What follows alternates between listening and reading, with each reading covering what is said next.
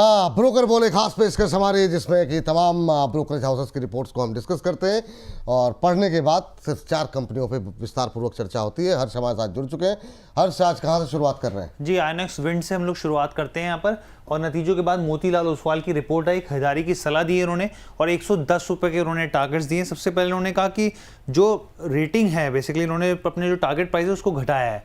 दूसरी चीज़ उन्होंने क्या कहा, उन्होंने कहा कि जो चाहे कंपनी के रेवेन्यू देख लीजिए, चाहे टोटल ओवरऑल अर्निंग्स देख लीजिए, कमज़ोर देखने को मिली है Q4 में। यहाँ पे मार्जिन्स में जो है वो यहाँ पे दबाव है। लेकिन उन्होंने क्या कहा कि पॉजिटिव क्यों है ये स्टॉक के ऊपर, इन्होंने कहा कि FY27 वित्त वर्ष 2027 के लिए अगर आप रेवेन्यू ग्रोथ देखेंगे तो 75% की जो गाइडेंस है वो बहुत मजबूत लग रही है इनको। दूसरी चीज़ इन्होंने कहा कि जो ऑर्डर विजिबिलिटी है वो काफ़ी पसंद आ रही है। अब इक्विपमेंट मिक्स की बात करें, यहाँ पे जो डिवर्सिफिकेशन है इक्विपमेंट्स को लेकर, उन्होंने कहा कि कंपनी काफ़ी तेज़ी से बदलाव कर रही है, तो वो भी काफ़ी पॉजिटिव पॉइंट मान के चल रहे हैं। इसके अलावा इन्होंने कहा है कि कंपनी के जो नए नए सेगमेंट्स हैं उसमें अपने हिस्से को बढ़ा रही है। तो ये तमाम फैक्टर्स के लिए उन्होंने 110 जो है वो रेंज रखी है यहाँ पे। लेकिन हाँ, ये ज़रूर है जो पहले के जो टारगेट्स दिए थे वो उससे घटा दिया है। चलिए, आइनॉक्स विंड, मोतीलाल ओसवाल की रिपोर्ट, 110 के टारगेट, 87 क्या भाव अभी देखने को मिल रहा है। आज थोड़ा सा प्रेशर में है। प्रदीप सर, कैसे देख रहे हैं? 86 के आसपास अभी चल रहा है, 7.25% नीचे। आप इस रिपोर्ट को कैसे देख रहे हैं? आइनॉक्स विंड अभी 86.10। विपुल जी, स्ट्रक्चर यहाँ पे बहुत ही कमजोर लग रहा है वॉल टाइम फ्रेम में, चाहे वो मंथली हो जाए, वीकली हो जाए, डेली भी हो जाए।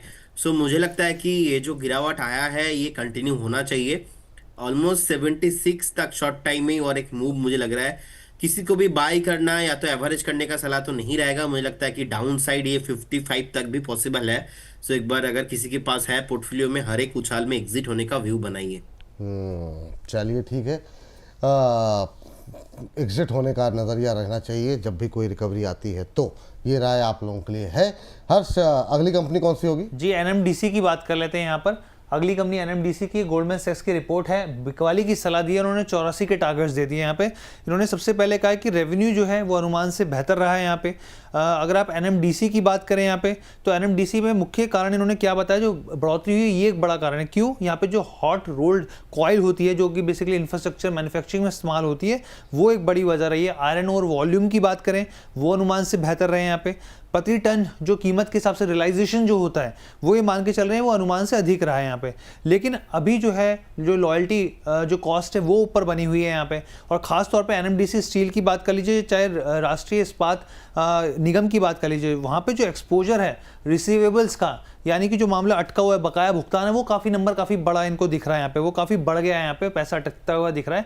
ये कारण की वजह से उन्होंने यहाँ पे बिकवाली की सलाह दी है। चलिए, NMDC पे 84 रुपये तक के टारगेट देखने को मिल सकते हैं, ये मानना है गोल्डमैन सैक्स का। सर, 84 के टारगेट दिए गए हैं, आप इस टारगेट से सहमत हैं? हालांकि रिपोर्ट का कोई खास असर नहीं पड़ा, अभी भी जो है 89 के आसपास ट्रेड करता हुआ। आप कैसे देख रहे हैं सर इसे? सर, 4 रुपए 12 पैसे का डाउन साइड तो कोई मतलब 5 रुपए 12 पैसे का डाउन साइड आ जाने दीजिए। मतलब ये क्या बोला जाए कि नहीं आ सकता, बिल्कुल आ सकता है। बट क्या इसको देखते हुए आपको इसमें से निकल जाना चाहिए? नहीं। और सर, 200 डे मूविंग एवरेज 86.91 का है। Sorry, 50 day moving average, 200 day moving average 80 रुपए 50 पैसे का है। जब तक 80 रुपए 50 पैसे के ऊपर मेंटेन कर रहा है, कोई टेंशन वाली बात नहीं है। पहले भी हमारे कवरेज में रहा है। अब ये अपसाइड आपका जिस तरीके से दिखा रहा है, इस पर्टिकुलर अपसाइड में आपको 98 लेवल्स भी दिखा सकता है। तो 84 इसलिए मैं रूल आउट नहीं कर रहा हूं, क्योंकि आप देखें मार्केट्स पे हम बहुत ज्यादा डाइसी अभी एक व्यू लेके बैठे हुए हैं और हायर लेवल से सर सस्टेन नहीं कर रहा है। तो मार्केट के करेक्शन के चलते अगर लो लेवल पे आ जाए, बट टेंशन की कोई बात नहीं दिख रही। टेंशन नहीं लेने का, ये बात यहाँ पर निकल करके आई है। हाँ, चलिए, 2 क्वार्टर हो गए, 2 शेयरों पे बातचीत हो गई है और अब चलते हैं अंबाला मैम के पास तीसरी कंपनी के लिए। लेकिन उससे पहले हर से समझते हैं कि आखिर में तीसरी कंपनी है कौन। जी, लेमन ट्री होटल्स की बात करते हैं। तीसरी कंपनी HSBC की रिपोर्ट है, न्यूट्रल की सलाह, 127 रुपये प्रति शेयर के भाव इन्होंने दिए हैं यहाँ पे। अब इन्होंने यहाँ पे भी देखिए टारगेट्स को घटाया, 127 होती है, लेकिन पहले जो टारगेट्स थे उससे नीचे लेकर आए हैं।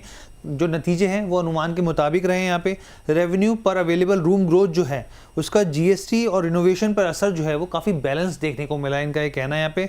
इसके अलावा लॉयल्टी प्रोग्राम इन्वेस्टमेंट, अपने दर्शकों को बता देते कि लॉयल्टी इन्वेस्टमेंट प्रोग्राम जो बहुत सारी कंपनियों के हिसाब से दिखा जाए, जिसमें मेंबरशिप हो गया, रिवॉर्ड रेशियो हो गया, डिस्काउंट हो गया, तमाम चीज़ें होती हैं, उस पर जो पैसा खर्च कर रही है कंपनी, उससे निकट आने वाले जो शॉर्ट टर्म के लिहाज से यहाँ पे जो है बड़ा फायदा होता हुआ कंपनी को दिख सकता है।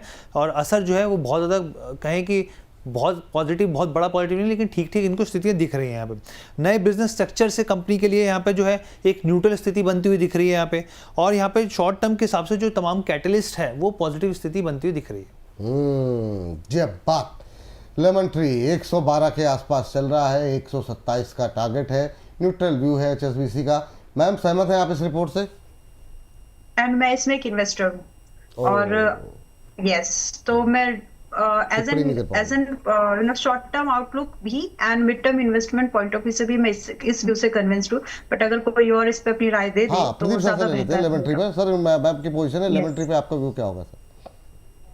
बिल्कुल जी, देखिए अभी मुझे लगता है कि एक स्टॉप लॉस आपको 101 के लेवल पे मेंटेन करके जाना चाहिए, एंड 124 125 ब्रेकआउट आने के बाद स्टॉक आपको 153.70 तक भी मूव आते हुए दिखाई देंगे। बाकी स्टॉक का जब चलना था ना, चल गया है एक्चुअली। कोविड के टाइम से पहले आप देखिए 40 से जिस तरीके से हाई लगा के आया 174 175 के लेवल पे, मुझे अभी नहीं लगता नेक्स्ट 6 महीने में भी स्टॉक, मुझे लगता नहीं कि स्टॉक चलेगा प्रॉपर्ली। तो इसीलिए फ्रेश बाई कॉल या तो बाई का सलाह नहीं रहेगा।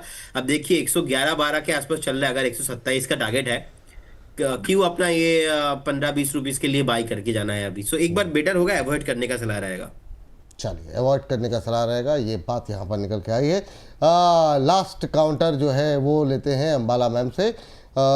हर्ष बताइए अगली कंपनी। जी, इंटरग्लोब एविएशन इंडिगो की बात कर लेते हैं। यहाँ पे जेफरीज की रिपोर्ट है, खरीदारी की सलाह 5,380 रुपये प्रति शेयर के भाव के टारगेट्स दिए हैं। सबसे पहले इनका कहना है कि जिस तरीके से नुकसान कंपनी को दिखा है, जितनी एक्सपेक्टेशन थी उतना बड़ा नुकसान नहीं हुआ है यहाँ पे, पहली चीज़।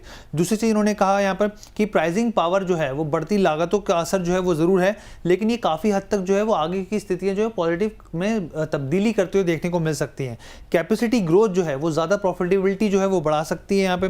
इसके अलावा रेवेन्यू गाइडेंस जो है उसमें साफ तौर पे कॉस्ट रिकवरी की उम्मीद ये आगे वाले क्वार्टर्स में जो है ये मान के चल रहे हैं यहाँ पे। और इसके अलावा इन्होंने ये भी कहा है कि चाहे आप FY27 के हिसाब से देखें, जो फुल्ली ईयर की जो कैपेसिटी गाइडेंस है वो अभी तक कंपनी ने नहीं दी है, उसके ऊपर नज़र रहेगी, लेकिन ओवरऑल जो स्ट्रक्चर है इनको देखें तो वो पॉजिटिव दिख रहा है। चलिए इंटरग्लोब एविएशन मैम, होटल के साथ साथ एविएशन भी तो नहीं खरीद रखा आपने? नहीं, ये तो रेकमेंड किया था एयू के प्लेटफॉर्म पर। चलिए ठीक है, मतलब आधा बाजार तो आपके पोर्टफोलियो में बना हुआ है, मुझे लगा कहीं मैं पोर्टफोलियो का स्क्रीनशॉट यहाँ पे शेयर कर दूंगी किसी दिन, क्या देख लो। क्या करना है? एनीवेज, यहाँ पर मेरा जो आउटलुक है अभी पॉजिटिव है, और अभी हाल फिलहाल में तो 5-6 दिन हुए रेकमेंड भी किया था, तो आपको भी और मेंबर्स को भी। It was an open recommendation.